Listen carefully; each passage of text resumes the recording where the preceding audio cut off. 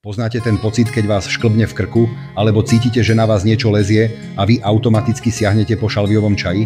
Funguje. To áno, väčšinou. Je to taká naša bylinková prvá pomoc však? Ale čo ak vám poviem, že tá istá rastlina, ktorú tak milujeme pre jej liečivé schopnosti, obsahuje látku, ktorá sa v trochu väčšom množstve radí medzi nervové jedy? Znie to možno dramaticky, ale je to tak. Dnes si posvietime na šalviu lekársku a ukážeme si, kedy je skutočným overeným pomocníkom, ktorý si zaslúži miesto v našej domácej lekárničke a kedy sa z nej pri nesprávnom používaní môže vykluť taký tichý záhadný nepriateľ, o ktorom možno ani netušíte. Vítajte na kanáli Šubok. Ak ešte nemáte u mňa odber, môžete tak spraviť teraz kliknutím na tlačidlo odoberať. Samozrejme si zapnite zvonček, aby vám neušlo žiadne nové video. Ak chcete moju tvorbu podporiť, kliknite na tlačidlo pridať sa. Ďakujem. Ale teraz sa už vrátime k našej šalvii. Šalvia lekárska, latinsky Salvia officinalis, je bylinka s bohatou históriou. Jej názov pochádza z latinského slova salvare, čo znamená liečiť alebo zachraňovať. Už starí Egypťania, Gréci a Rimania ju uctievali pre jej liečivé vlastnosti, považovali ju za posvätnú rastlinu a používali ju na rôzne neduhy, od tráviacich problémov až po plodnosť. Dnes už vieme, že jej povesť nie je len mýtus. Moderná veda potvrdzuje mnohé z týchto tradičných použití. Šalvia je skutočne silná bylinka, ktorá si zaslúži našu pozornosť, ale aj rešpekt. Začnime tým, prečo šalvia zdominovala naše kuchyne a lekárničky a prečo si ju tak obľúbili nielen naše babičky, ale aj vedci. Nie je to len o tradícii, je to o vedecky podložených faktoch. Vezmite si napríklad zápal ďasien alebo nepríjemné afty. Vedci z univerzity v Newcastle potvrdili, že extrakt zo šalvie lekárskej účinne tlmí tieto problémy už po 5 dňoch, ak si ním kloktáte 2-krát denne. Ako to funguje? Účinné látky, najmä kyselina rozmarínová a flavonoidy, sú doslova majstrami v rozbíjaní biofilmov baktérií. Predstavte si to tak, že im jednoducho odrežú dýchaciu klapku a narušia ich schopnosť prežiť a množiť sa. To je predsa geniálne. Šalvia tak pomáha udržiavať zdravú ústnu dutinu a predchádzať nepríjemným infekciám. A čo potenie? To je ďalšia klasika, pri ktorej šalvia exceluje. Mnohí s ňou majú osobnú skúsenosť, ale vedeli ste, že existujú aj štúdie, ktoré to potvrdzujú? Štúdia z Iránu z roku 2019, zameraná na ženy v prechode, ukázala fascinujúce výsledky. Tie, ktoré pili šálku šalviového čaju každé ráno, zaznamenali až o 54% menej návalov tepla počas 4 týždňov. To nie je zanedbateľné číslo. Trávenie, rovnaký príbeh úspechu. Ak máte po ťažkom tučnom jedle pocit, že máte v žalúdku kameň, šalvia môže byť vaším záchrancom. Dokáže totiž zvýšiť sekréciu žalúdočných šťav a tráviacich enzýmov, a to bez toho, aby dráždila sliznicu. Ľudia s ťažkosťami po tučných jedlách hlásili menej krčov a pocitu ťažkého žalúdka už po 3 dňoch pravidelného popíjania čaju pol hodiny pred jedlom. Pomáha telu efektívnejšie spracovať potravu a zbaviť sa nepríjemného pocitu plnosti a nadúvania. Okrem toho sa skúma aj jej potenciál v podpore kognitívnych funkcií, pamäte a koncentrácie. Niektoré štúdie naznačujú, že pravidelná konzumácia môže pomôcť aj pri regulácii hladiny cukru v krvi u diabetikov a dokonca znížiť zlý LDL cholesterol a zvýšiť dobrý HDL cholesterol. Alebo ste vedeli, že šalvia je aj silný antioxidant a má výrazné protizápalové účinky? Vďaka flavonoidom a kyseline rozmarínovej chráni naše bunky pred poškodením voľnými radikálmi, čo môže byť nápomocné pri artritíde, svalových bolestiach či iných zápalových ochoreniach. Tieto látky pôsobia synergicky a posilňujú obranyschopnosť organizmu. Znie to ako super rastlina však, ako taký bylinkový hrdina, ktorý má riešenie na mnoho našich neduhov. Presne preto ju nazývam známy hrdina. Ale pozor, aj Batman má svoju temnú stránku a šalvia tiež. Poďme však pod povrch. Všetky spomínané benefity sú skutočné a vedecky podložené, ale je tu jedno veľké ale. Platí to len vtedy, ak šalviu používate krátkodobo a v rozumnej koncentrácii. A práve tu sa dostávame k prvej zradnosti. Vedci z Európskej agentúry pre liečivá upozorňujú, že klinické dôkazy sú väčšinou z meraní na bunkových líniách alebo na menších skupinách ľudí. To neznamená, že šalvia nefunguje, ale zdôrazňuje to potrebu opatrnosti a dodržiavania odporúčaní. Čo sa stane, keď ju začnete piť každý deň pre istotu, s vidinou, že veď je to len bylinka? Tu sa náš hrdina môže pomaly, ale isto premeniť na tichého nepriateľa. Hlavný problém, o ktorom musíme hovoriť, nesie meno tujón. Je to prchavá silica, ktorá dáva šalvii jej typickú nezameniteľnú vôňu a chuť, ale zároveň je to psychoaktívna látka. V malom, miernom množstve si s ňou naša pečeň poradí a pekne ju odbúra. Je to prirodzená detoxikačná schopnosť nášho organizmu. Problém nastáva pri dlhodobom alebo nadmernom užívaní. Vtedy tujón prechádza tzv. Hematoencefalickou bariérou, akousi ochrannou stenou medzi krvou a mozgom a môže vyvolať nepríjemné symptómy. Hovoríme o tremore, tras, závraty, nevoľnosti a v extrémnych prípadoch dokonca aj záchvaty. To nie sú žiadne žarty, preto napríklad francúzsky úrad pre potraviny obmedzil obsah tujónu v prírodných extraktoch na maximálne 25 mg na kilogram. Na bežnom šalviovom čaji pri dodržaní odporúčaného dávkovania túto hranicu neprekročíte. Avšak ak si doma pripravujete silnú tinktúru z 90% liehu, kde je koncentrácia tujónu omnoho vyššia, môžete sa k tejto nebezpečnej hranici priblížiť rýchlejšie, než by ste čakali.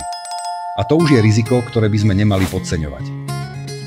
Je mimoriadne dôležité, aby ste poznali rizikové skupiny a vedeli, kedy sa šalví vyhnúť.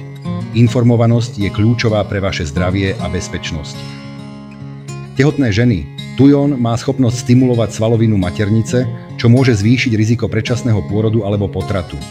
Preto je šalvia v tehotenstve striktne kontraindikovaná. Ak ste tehotná alebo plánujete tehotenstvo, vyhnite sa jej úplne.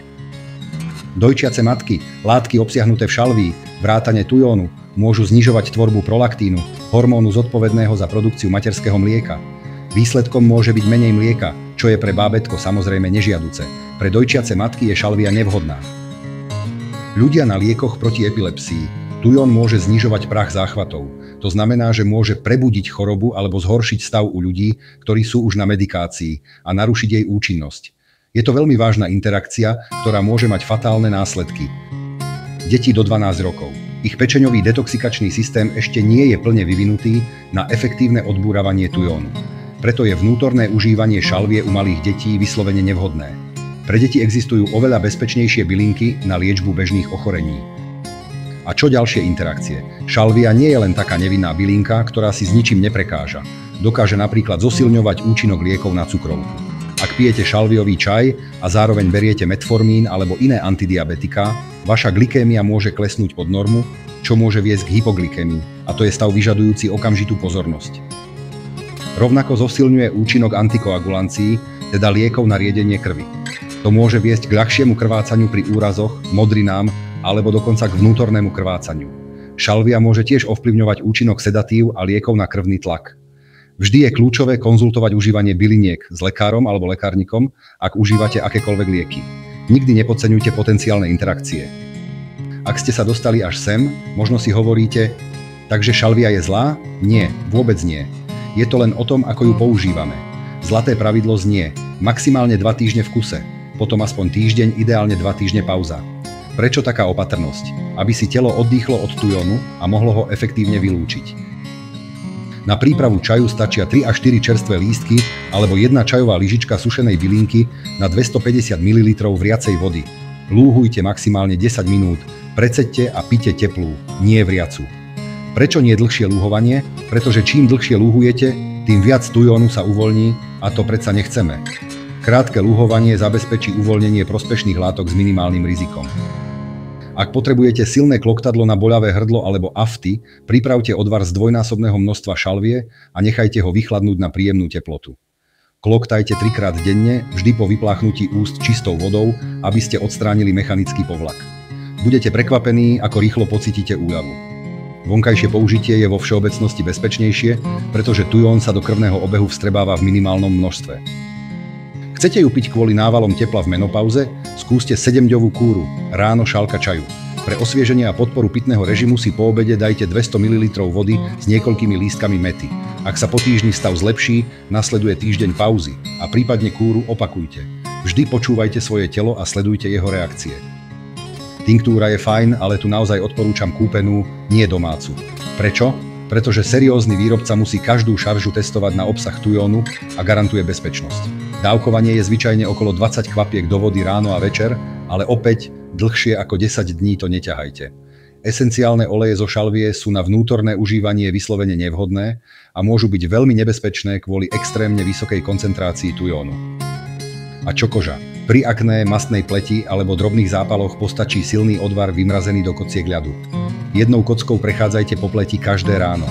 kyselina rozmarínová stiahne zápal a pomôže s hojením bez toho, aby ste látku požili.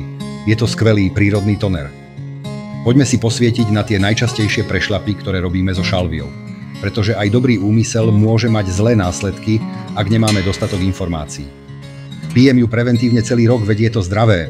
Áno, to je obrovský omyl. Šalvia nie je bežný čaj na celoročné popíjanie, ako napríklad metový alebo rooibos. Výsledkom môže byť bolestivá hlava, chronická únava, poruchy spánku a v horšom prípade tras rúk. Presne to sa stalo 56-ročnému pacientovi v Prahe, ktorý si doprial 2 šálky silného šalviového čaju denne po dobu 8 mesiacov. Jeho pečeň a nervový systém už nedokázali spracovať také množstvo tujónu. Pamätajte, preventívne a dlhodobé užívanie šalvie je cesta k potenciálnym problémom, nie k zdraviu. Miešam ju s alkoholom. Toto je naozaj nebezpečná kombinácia. Tujón sa totiž rozpúšťa v alkohole oveľa účinnejšie než vo vode. Preto kombinácia silného šalviového čaju a večerného pohára vína alebo iného alkoholu môže zdvojnásobiť, ba dokonca znásobiť jeho hladinu v krvi. To vystavuje váš mozog a pečeň oveľa vyššej záťaži a riziku nežiaducich účinkov, vrátane tých neurologických. Jednoducho povedané, šalvia a alkohol nejdú ruka v ruke. Dávam ju deťom na kašeľ alebo boľavé hrdlo. Už sme si povedali, že vnútorné užívanie šalvie u detí do 12 rokov je nevhodné. Ich pečeň nie je plne vyvinutá na spracovanie tujónu. Hoci vonkajšie obklady na hruď pri kašli sú v poriadku a môžu pomôcť, vnútorné užívanie u 8-ročného dieťaťa môže spôsobiť nevoľnosť, zvracanie a ďalšie tráviace ťažkosti. Pre deti radšej zvoľte šetrnejšie bylinky ako skorocel, materinu dúšku alebo lipu, ktoré sú pre ich organizmus omnoho bezpečnejšie a rovnako účinné pri prechladnutí. Suším ju na priamom slnku, lebo takto robila babička. Hoci tradície sú krásne, nie vždy idú ruka v ruke s vedou. Tujón je prchavá látka, ale enzymy, ktoré ho rozkladajú, sa pri UV žiarení aktivujú a môžu paradoxne zvýšiť obsah tujónu v sušenej bylinke až o 30%. Preto šalviu súšte vždy v tieni, na dobre vetranom mieste, pri teplote do 35 stupňov Celzia. Takto si zachováte jej benefity a minimalizujete riziko nežiaducich látok. Takže šalvia je naozaj ako dobrý sluha, ale zlý pán. Je to úžasná bylinka s celým radom vedecky podložených účinkov, ktoré nám môžu pomôcť pri mnohých zdravotných problémoch. Využite jej antibakteriálne schopnosti, keď vás bolí hrdlo, keď vás trápia afty alebo zápal ďasien. Použite ju na potenie či trávenie, ale vždy s rešpektom a s rozumom. Po 2 týždňoch si dajte prestávku. Spoliehajte sa na overené dávkovanie a radšej si kúpte kvalitnú bylinku z lekárne alebo od certifikovaného pestovateľa, než by ste zbierali z priemyselných pozemkov, kde je riziko kontaminácie vysoké. Ak sa chystáte na dovolenku do južnej Európy a vidíte šalviu na trhu, kľudne si prineste domov nejaké čerstvé lístky, ale pred použitím ich prepláchnite v slanej vode. Pomôžete sa tak zbaviť prípadných pesticídov alebo nečistôt. A pamätajte si jedno, šalvia nie je zázračný nápoj proti všetkému. Je to skvelý doplnok a pomocník, ale nie náhrada za odbornú lekárskú liečbu. Ak príznaky pretrvávajú viac ako 7 dní alebo sa zhoršujú, vždy vyhľadajte lekára. Bylinky sú silné a účinné, ale ich sila spočíva v správnom a zodpovednom používaní. Máte okolo seba niekoho, kto pije šalviový čaj každý deň bez prestávky alebo ho dáva deťom? Pošlite mu toto video, možno mu ušetríte nepríjemné vedľajšie účinky a pomôžete mu používať šalviu bezpečnejšie. A čo vy? Používate šalviu inak, ako som popísal? Alebo máte nejaké svoje overené tipy? Dajte mi vedieť do komentára, rád vaše skúsenosti preverím a prípadne sa k ním vrátim v ďalšom videu. Nezabudnite dať like a odber, aby vám neušli ďalšie diely, kde odkrývame, čo v bylinkových mýtoch platí a čo nie. Spolu sa môžeme učiť a využívať silu prírody múdro. Ďakujem, že ste sledovali a vidíme sa pri ďalšom videu. Dovtedy vám prajem veľa zdravia a opatrnosti pri čajoch. Čaute.